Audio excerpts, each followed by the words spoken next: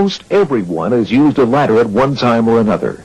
And when you need a ladder, you can almost count on one being nearby, and that it will be easy to set up and use. Unfortunately, falling from a ladder is also easy, and the injuries that result are often very serious.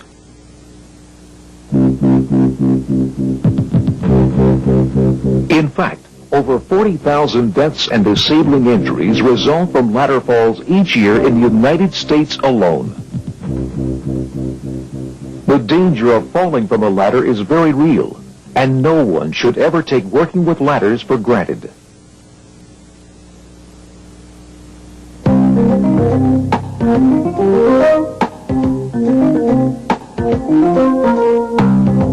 In this program, we will be taking a look at how to use portable and fixed ladders safely. Nearly all ladder accidents can be prevented by starting off with the right ladder for the job, inspecting the ladder to make sure it's in good condition, taking the time for proper ladder setup, and by following a few simple rules for climbing a ladder and working from it safely. Using the right ladder depends upon what the job is and where you'll be doing it. But to begin with, you need to know that there are situations where there may be no right ladder. For example, if you will be working at a height for an extended period of time, if you will need to use a lot of equipment, or equipment that is awkward or heavy, or if you need both hands to exert a lot of force, you probably need to use a mobile lift or some type of scaffolding. But remember, before you use this equipment, make sure you are trained and thoroughly familiar with it. And in situations where you cannot get a stable, firm base of support for a ladder, do not use one. You'll have to find some other way to get the job done. For those jobs where you can use a ladder, the support available for the ladder is usually the key factor in using the right one. Step ladders need bottom support for all four legs. Straight and extension ladders must have both rails firmly supported, both at the top and at the base. If only one top rail can be fully supported, you may be able to find a single support attachment for the ladder, or you might have on hand a ladder designed for single top support use. If you cannot get the required top support for a straight or extension ladder, you will need to use a self-supporting ladder, like a step ladder or a mobile ladder stand. Another factor to consider is what you will be using the ladder for. If you need to simply climb to the next working level, it's best to use a ladder stand with rails, a straight ladder, or an extension ladder. Many accidents happen when someone tries to climb from a step ladder to a working surface or vice versa. As you leave the ladder, your trailing foot tends to push sideways against the ladder with a lot of force, often enough to cause the ladder to wobble, and sometimes enough to topple the ladder. For many quick jobs, it is perfectly okay to work from a common step ladder or extension ladder. But for jobs that are more involved, use a platform ladder or ladder stand if one is available. They give you a larger, more stable work platform. Now, there are very specific situations when using the right ladder means choosing a ladder made from specific materials. If you will be working with or near live electrical circuits, avoid using a metal ladder, even if you are just changing a light bulb. And don't forget, a wooden ladder which is wet can be just as dangerous as a metal ladder. If you will be using a ladder where strong chemicals are present, a wooden ladder is the safest choice. Aluminum ladders may be damaged by corrosives, fiberglass ladders by solvents. Using the right ladder always means making certain it is the correct length. Exactly how much ladder you need depends on what kind of ladder you are using and what you are using it for. If you are using a ladder to climb to another level, it must extend 3 feet beyond the upper supporting surface, unless special provisions have been made for something else to grasp and steady yourself. If you will be working from a step ladder, it must be long enough to let you reach the work without climbing higher than the second step from the top. On a straight or extension ladder, you must be able to reach where you need to without going higher than the third rung from the top. The point is, you should make sure you are taking enough ladder out to the job with you. On the other hand, you want to avoid taking way too much ladder. You will only make the job of transporting and setting up the ladder harder, and possibly more hazardous. Ladders which are far too long may put you out of easy reach of the work once the ladder is set up. Any ladder has to be strong enough. Before you use any portable ladder, make sure its rated capacity is enough to support you and whatever you take up with you. Portable ladders range from Type 3 light duty, rated for 200 pounds, to Type 1A extra heavy duty, rated for 300 pounds.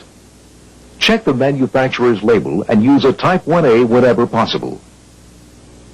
When the right ladder is not handy, people sometimes try to improvise. Don't do it. You'll almost always wind up climbing on something that is dangerously weak or unstable. Never make a ladder longer by lashing sections together. Never stand 1 or more feet of any ladder on a box, barrel, or other object. Avoid using single sections of extension ladders because they are not stable enough on their own. And never misuse a step ladder by setting it up as a straight ladder. A job-made ladder can be very dangerous if it has not been properly constructed. Use a job-made ladder only if it has been cleared by someone who has the authority to do so.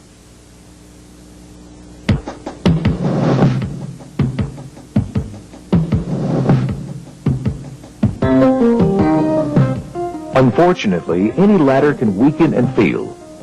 Rungs break. Hardware loosens. A brace gives way. It happens far more frequently than you might think. You should always inspect a ladder before you use it. Wooden ladders should never be painted or coated with anything that prevents you from spotting flaws.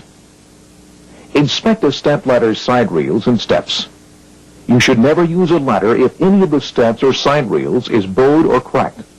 And if you find any corrosion that might have weakened a metal part, do not use the ladder. Check all connections between steps and side rails. There should be no looseness and no damaged or missing screws, bolts, rivets, or other hardware. The bracing on the back of the ladder must be in good condition in order to maintain ladder stability and strength. Both spreaders must be straight and firmly attached. Make sure they lock securely in the open position. If any of the feet have slip-resistant pads, all 4 should have them. Take a second to check the pads to see they're not loose or worn out. While you are performing the inspection, make sure the ladder is free of grease, oil, or any other material that might cause you or the ladder to slip. Portable straight ladders and extension ladders have similar things to look for. You must make sure the side rails, rungs, and hardware are tight and in perfect shape. Straight and extension ladders must have slip-resistant safety feet. Make sure they are in good condition. If the ladder has adjustable feet, these certainly are not jammed in a position that will prevent the ladder from being set up properly. If the top ends of an aluminum straight ladder or extension ladder are not rounded, they should be protected by plastic end caps. These must be there to protect you and any surface the ladder rests on. Extension ladders require a little more effort to inspect, but take the time. Test the rung locks and springs before the ladder is erected to make sure the mechanism works and that the ladder has been assembled properly. The rung locks will not engage if the ladder has been misassembled.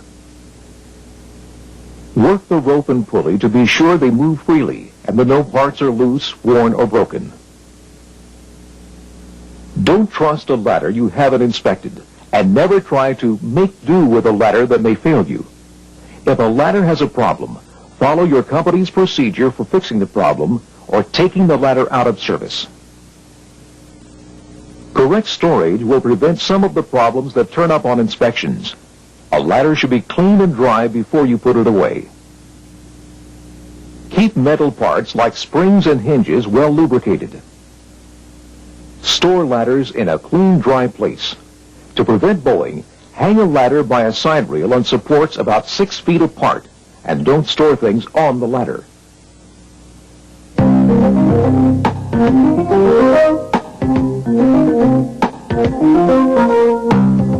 Many people hurt themselves because they do not realize that proper ladder setup is always a part of any job involving a ladder. The fact is, no matter how quickly a job can be done, there's always time to fall. Setting up a ladder begins with getting it out to the job site. You can probably carry it by yourself if the ladder is no more than 8 feet long, and if it can be carried with one hand. Hold it by one of its side rails so the ladder's front is slightly higher than the back, and its weight is balanced. And when you are changing direction, make certain the ends of the ladder won't hit anything as they swing. Do not carry a ladder vertically. Not only is it harder to control, but you have to divide your time between watching your footing and keeping an eye out for hazards overhead, like electrical lines. If the ladder is too heavy or too long to handle comfortably, get someone to help. It's very easy to injure your back if you have to strain to get a job done. Raising a straight or extension ladder is often a two-person job. One person should brace the foot of the ladder, while the other starts at the top of the ladder and walks it up rung by rung. Once the ladder is nearly vertical, with it leaning slightly toward the structure that will support it, extend the ladder to the proper height. Finally, lower the ladder into position carefully. Remember, for any ladder to be secure, it needs to have stable support. Be wary of loose gravel, especially if it is layered over a hard surface. Take the time to clear it away so the ladder is resting on a solid surface.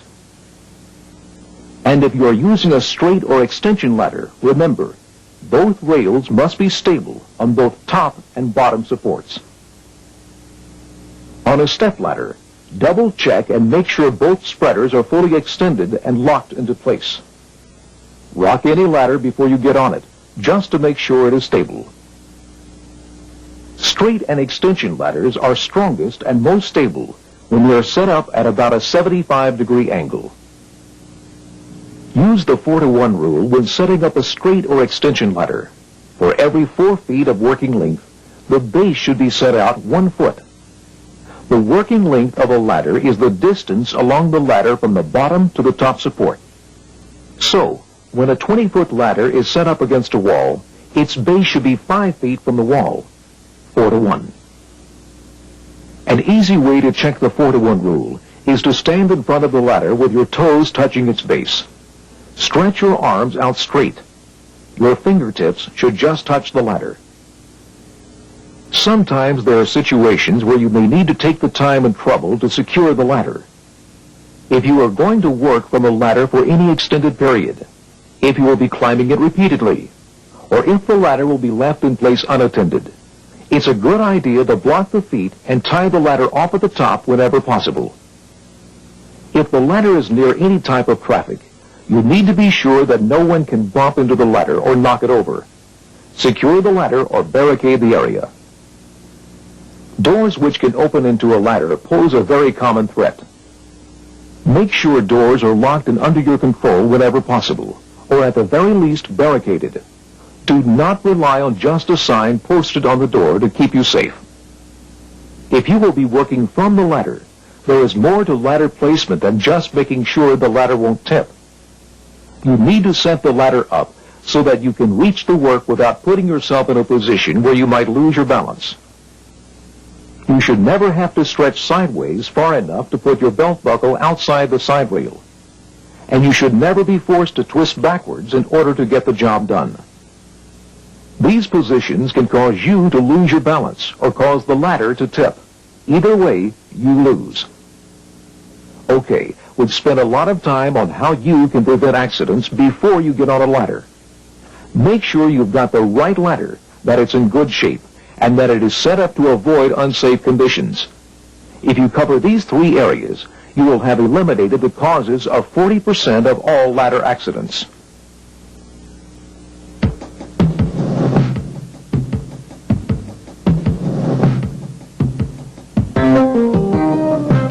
Now Now let's talk about how to eliminate the accidents that happen to people while climbing and working from ladders. Probably the single most important thing you can do to ensure your safety while climbing a ladder is to use both hands. Tools and materials should be securely attached to your belt or hoisted up, not hand-carried, because you need both hands free to grasp the ladder. Before you take the first step, check the bottom of your shoes to make sure they aren't slippery. You need as much traction as you can get when you are on the ladder. While you are climbing, climb deliberately and not too fast. Always maintain one firm handhold while you reach for the next. As we've already said, don't climb higher than the third rung on a straight ladder or extension ladder, and no higher than the second step from the top of a step ladder. Be especially alert and deliberate when getting on and off a ladder. That's where a lot of people get hurt. Obviously, any misstep at the top of a ladder can result in a serious fall. But accidents happen at the bottom as well.